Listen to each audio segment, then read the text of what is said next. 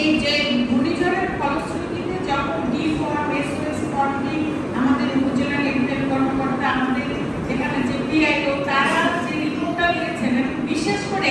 এই কাজটি করতে গেলে মিডিয়ার সহযোগিতা লাগে। মিডিয়া যেহেতু ওই দুর্যোগের পরে প্রচার করেছে যে এখানে অনেক ক্ষতি হয়েছে, এই ক্ষতির ফলশ্রুতিতে আমরা ভোলা, লালমোহন, মনপুরা এবং এই পটুয়াখালীর বাউফলে আমরা সহযোগিতা করতে পারছি। এবং এখানে খুব বেশি পরিমাণ না, আপনাদের রিপোর্টে যদিও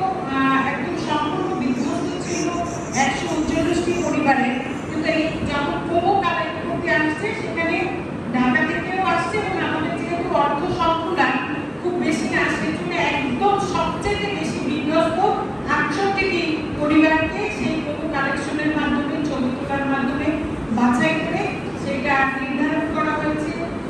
তার ফলশ্রুতিতে আজকে আমরা 10,000 টাকা